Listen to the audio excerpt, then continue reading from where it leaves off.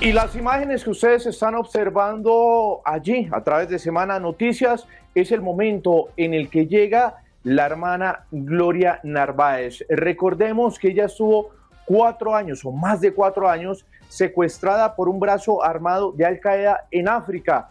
Pues ella logró su liberación, llegó al país y pues bueno, ahí hay un reconocimiento especial que hacen incluso desde la Iglesia Católica y las diferentes personas que estuvieron pendientes de la liberación de la hermana, es porque una comisión especial del Gaula de la policía estuvo trabajando allí en África durante esos 4 años, claro, en intervalos, tratando de conseguir la liberación de Narváez, de la hermana, haciendo algunas gestiones y también reuniéndose con personalidades importantes y también con ilegales allí en Malí, en África, tratando de obtener información. Pues entre esa delegación estaba, ahí se puede ver las imágenes, el coronel Gustavo Camargo. Coronel, gracias por estar en Semana Noticias y bueno, ¿qué le dijo la hermana Gloria Narváez? Lo vemos ahí usted muy activo en el recibimiento a la religiosa. Gracias por la invitación. Una alegría inmensa y una satisfacción del deber cumplido importante, porque entendí que cuando la abracé, supo que todo el esfuerzo que habíamos hecho y el sacrificio había valido la pena. Coronel, precisamente, ¿qué le dijo la hermana? ¿Cómo fueron esos momentos cuando usted la abraza a ella? ¿Qué le comenta? ¿Qué le dice en medio pues, de esa situación ya de alegría? Pues me dice que Dios me pague, que mi Dios me pague por todo lo que hicimos por allá en África, que ella todo el tiempo sabía que estábamos allá tras de su libertad, entonces que me agradecía porque ella sabía el sacrificio y lo difícil que era el África. Ya posteriormente, cuando compartimos un momento más íntimo, pues hablamos de los pormenores del cautiverio y algunas dudas que teníamos nosotros desde la parte investigativa, porque el compromiso también es luchar por los otros secuestrados que aún mantienen en cautiverio, ¿no? De otros países que nos han pedido ayuda en que ellos también regresen a la libertad prontamente. Coronel, usted ha dicho que tuvieron como un momento más en privado, en donde, claro, ya no estaban las cámaras y todo eso. ¿Qué le dijo ella de cómo fue su cautiverio? ¿Qué nuevos detalles le entregó que ustedes no conocían, que no sabían? Importante, me manifestó que nunca mezclaron hombres con mujeres. Siempre los secuestrados mujeres se encontraban en un lugar y los hombres en otro lugar. Me decía más o menos cuál era la rutina, me decía más o menos lo que ella hacía, y le pregunté por un tema puntual que era la inclemencia del desierto cuando hacía mucha brisa, mucho viento, porque a mí me afectó mucho desde la parte de la salud a mí y al equipo que estaba conmigo. Me manifestó que ella también le daba muy duro también el tema del desierto. Hablamos mucho de ese tema, hablamos mucho de la comida, hablamos mucho de por dónde la movían, pues que finalmente eso nos ayudó para saber y estar muy tranquilos de que lo que estábamos haciendo lo estábamos haciendo bien.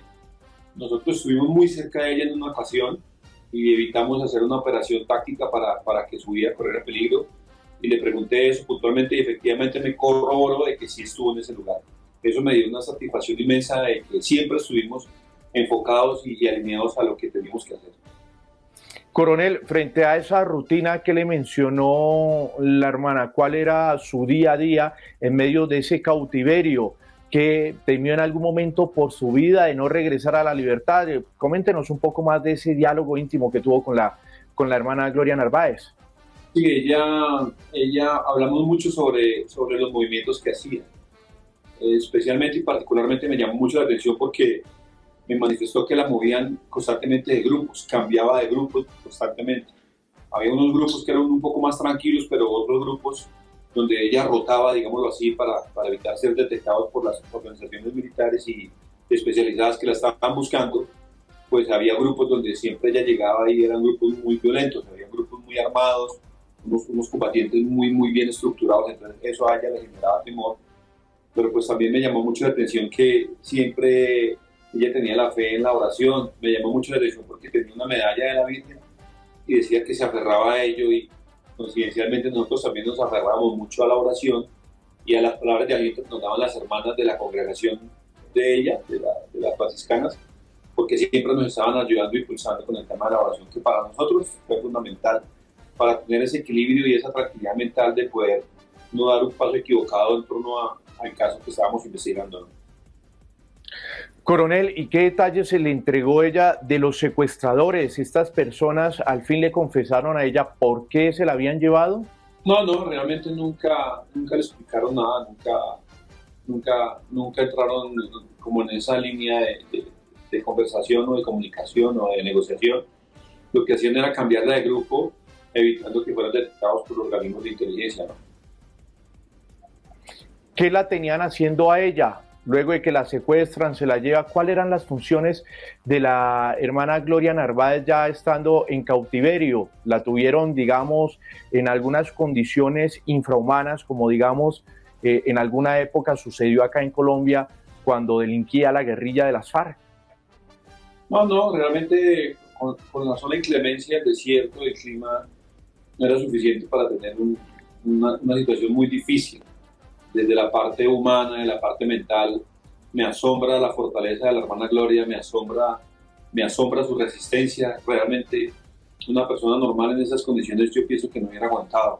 Yo lo único la explicación que tengo es que Dios y la oración y la fe que ella tenía fueron las que la mantuvieron con vida y con energía en el cautiverio, porque realmente las situaciones eran muy adversas. El simple cambio de lugar constantemente, horas muy largas de caminada. Ella nos manifestaba que, por ejemplo, en la noche otros secuestrados se quejaban mucho por las largas caminatas que hacían, por la inclemencia del clima. Entonces, realmente me asombra mucho la fortaleza que ella siempre demostró en el cautiverio, porque a pesar de la adversidad del desierto, siempre su salud estuvo como buena, siempre conservó la oración y eso le ayudó a que de pronto estuviera un poco más tranquila mental y psicológicamente. ¿Quiénes eran los otros secuestrados con los que ella estaba?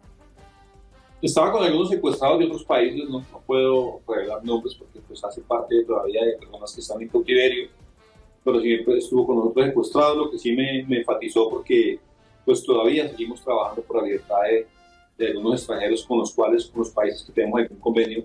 Entonces pues sí nos contó que realmente nunca fueron como combinados hombres y mujeres, sino que siempre las mujeres aparte y los hombres aparte.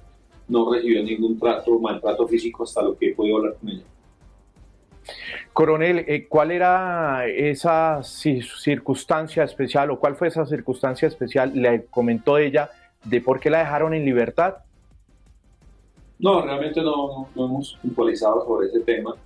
Repito, sí fue una acción del gobierno maliense, una acción del Vaticano, una acción del gobierno italiano, del gobierno colombiano, a través de nuestras comisiones, la parte investigativa, la gestión de las hermanas.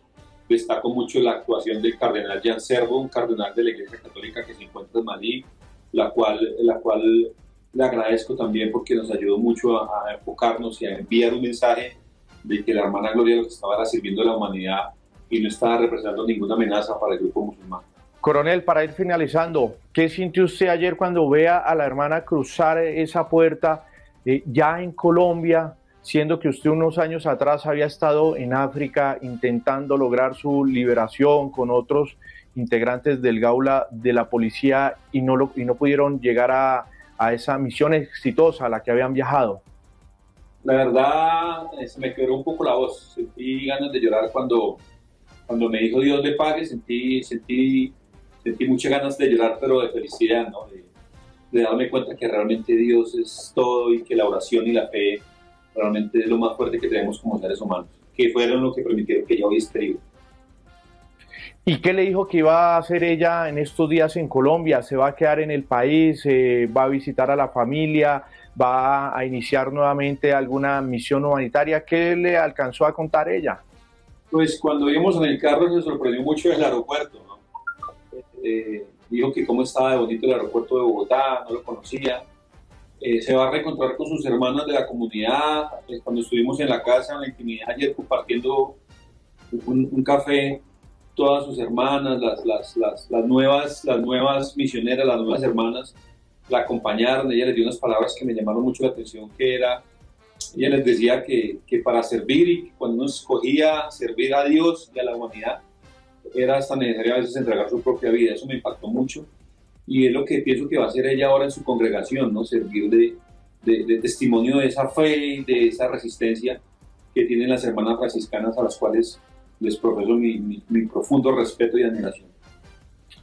Pues Coronel Camargo, subdirector del Gaula de la Policía, gracias por estar con nosotros con Semana Noticias y contarnos esos detalles del recibimiento y de la charla que tuvieron ya en privado con la hermana Gloria Narváez. Muchas gracias, nuevamente agradecido por el espacio y es un honor ser policía. Y a todos ustedes, gracias por haber seguido esta transmisión a través de Semana Noticias, el primer canal digital de Colombia.